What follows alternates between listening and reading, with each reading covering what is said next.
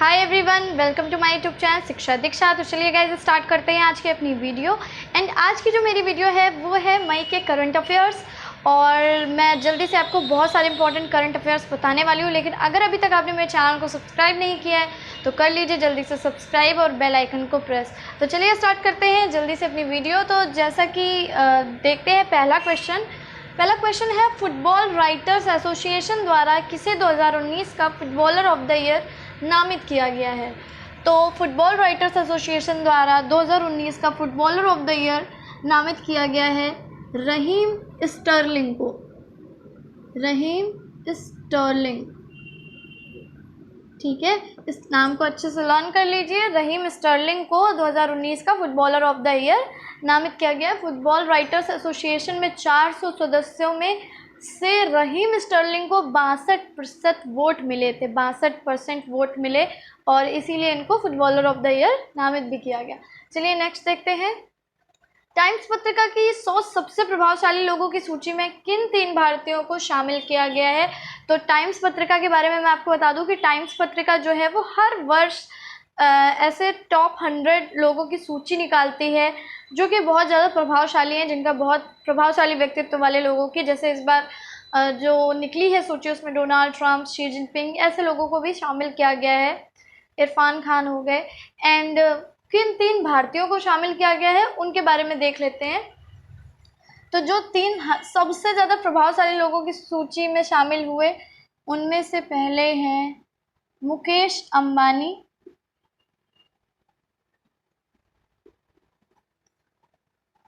मुकेश अंबानी, ठीक है, और बाकी के 2 हैं, बाकी दोनों जो हैं वो फीमेल्स हैं। पहले मैं इनका नाम लिख दे रही हूँ। मेघना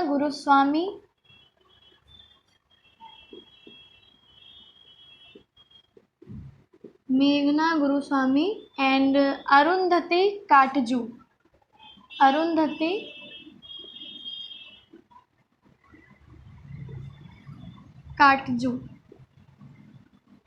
तो मैं आपको बता दूं कि मुकेश अंबानी के बारे में तो आप जानते हैं, भारत के सबसे धनी व्यक्ति। मेघना गुरुस्वामी और अरुंधति काटजू के बारे में बता दूं, दोनों का जो प्रोफेशन है वो है, ये दोनों लॉयर हैं।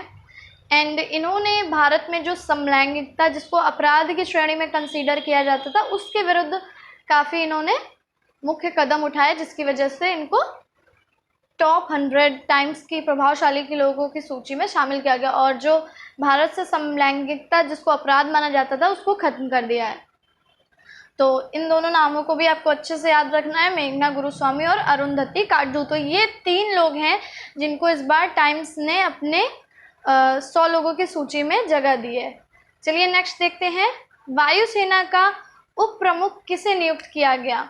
वायुसेना का उप प्रमुख, तो ये नियुक्त किया गया है एयर मार्शल राकेश सिंह भदौरिया।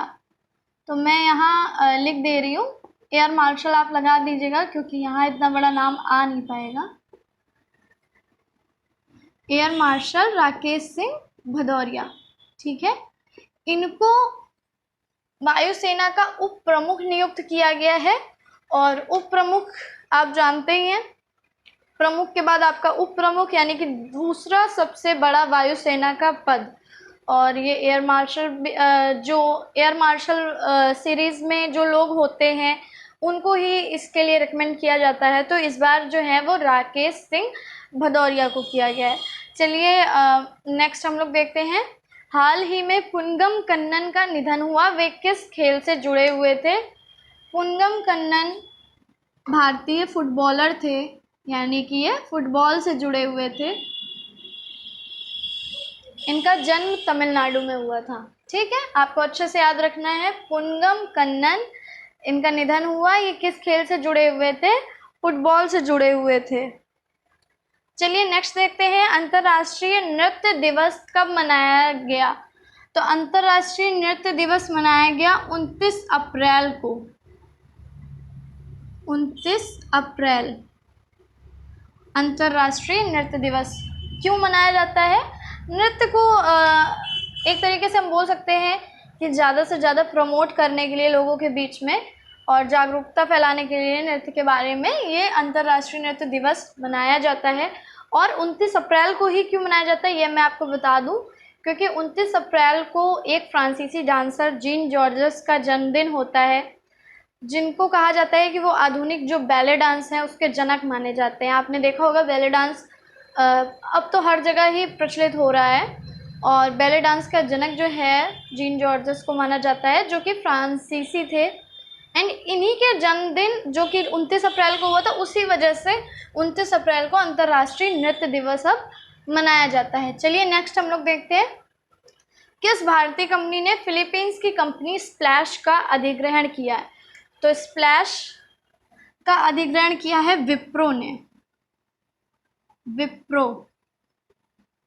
विप्रो के बारे में आप अच्छे से जानते ही होंगे। और विप्रो ने अब फिलीपींस की ये एक पर्सनल केयर प्रोडक्ट बनाने वाली कंपनी है स्प्लैश, इसका अधिग्रहण किया है। इससे पहले विप्रो काफ़ी कंपनियों का अधिग्रहण कर चुकी है, जिसमें कि यूनाइटेड किंगडम की यार्डले है, चाइना की है, इस तरह की सिंगापुर की एक कंपनी है।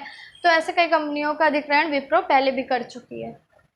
तो इससे विप्रो में काफ़ी मजबूती आएगी, काफ़ी अच्छी बात है इंडिया वालों के लिए। चलिए नेक्स्ट देखते हैं, किस देश ने एक शहर में 24 घंटे में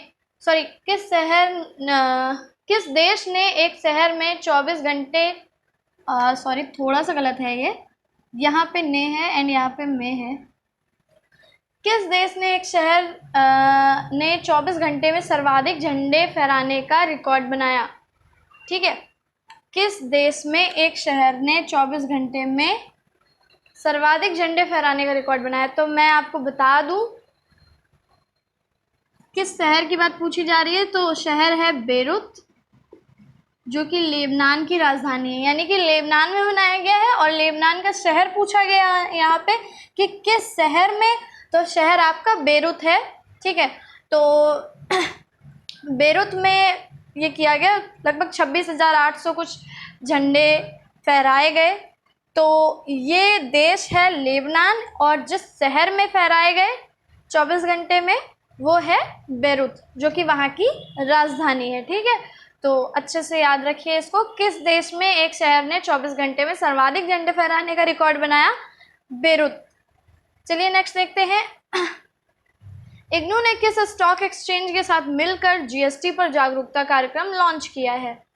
तो इग्नू ने बॉम्बे स्टॉक एक्सचेंज के साथ मिलकर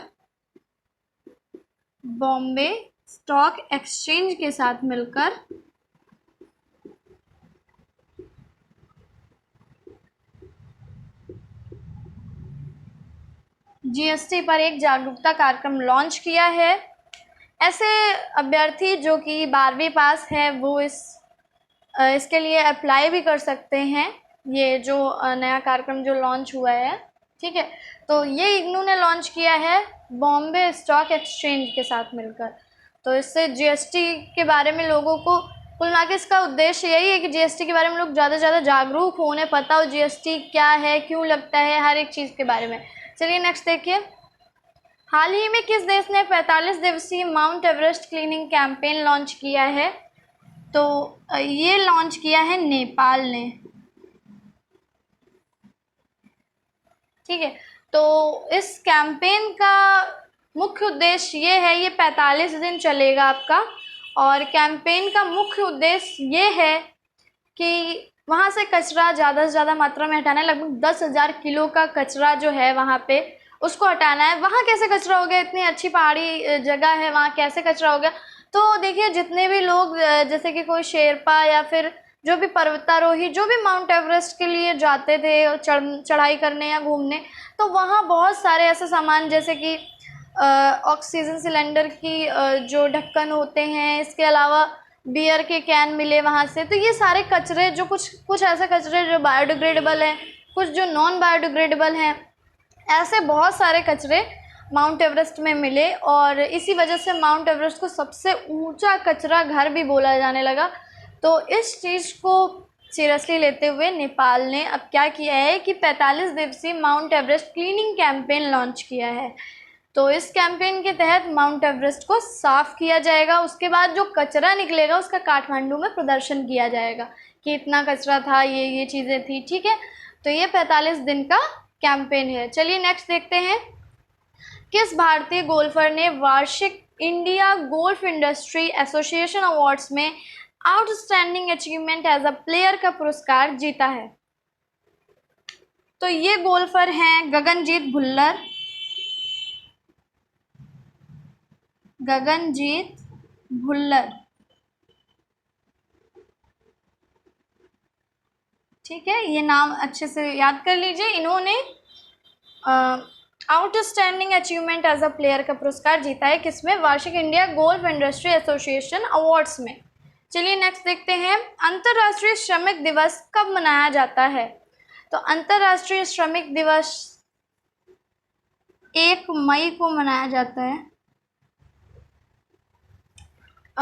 बता दूं मैं आपको थोड़ा सा क्यों मनाया जाता है। उसका रीज़न ये है कि अमेरिका के शिकागो शहर में एक बार क्या हुआ था कि बहुत सारे जो मज़दूर थे, बहुत सारे जो श्रमिक थे, वो सब इकट्ठा हो गए और उनकी डिमांड ये थी कि काम की जो सीमा है वो तय कर दी जाए, उनके कार्य की सीमा तय कर दी जाए, अवधि तय कर दी जाए, 8 घंटे से ज़्यादा वो कार्य नहीं करेंगे। इस चीज़ के लिए उन्होंने आंदोलन किया था, तो काफ़ी मारपीट हुई, कई लोग मरे भी, एक ने बॉम्ब फेंक दिया था, तो श्रमिकों पे गोली चला दी गई, तो काफ़ी लोग श्रमिक जो थे वो शहीद हो गए। तो इस वजह से तब से यह नियम बन गया कि जो श्रमिक हैं वो 8 घंटे से ज़्यादा कार्य नहीं करेंगे।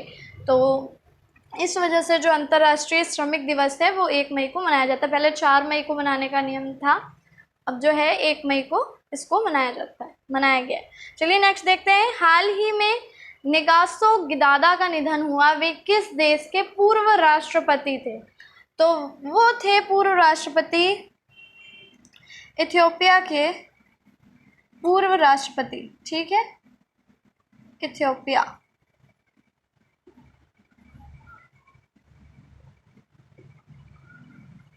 इथियोपिया के पूर्व राष्ट्रपति थे, क्या नाम है फिर से देख लीजिए, नेगासो गिदादा, ठीक है। और जैसा कि हमारे भारत में है वैसे ही इथियोपिया में भी कुछ है कि ये सिस्टम है कि जो पूर्ण शक्ति निहित होती है वो मोस्टली प्रधानमंत्री के हाथ में होती है और कुछ शक्तियां जो है नाम मात्र की वो राष्ट्रपति के हाथ में। तो ऐसा ही इथियोपिया का भी नियम है। तो ये चीज़ आपको अच्छे से लर्न करनी है कि नेगासो गिदादा जिनका निधन हुआ वो कहाँ के पूर्व राष्ट्रपति थे? इथियोपिया के। तो गाइज आई होप कि आप लोगों को सारे क्वेश्चन क्लियर हो गए होंगे। आप लोग स्क्रीनशॉट ले सकते हो इसका। तो कैसे लगी आपको आज की ये वीडियो मुझे ज़रूर बताइएगा कमेंट बॉक्स में। वीडियो को लाइक करना मत भूलिएगा और सबके साथ शेयर कर दीजिएगा। तो चलिए मिलते हैं अपनी नेक्स्ट वीडियो में, तब तक के लिए पढ़ते रहिए, सीखते रहिए शिक्षा दीक्षा के साथ।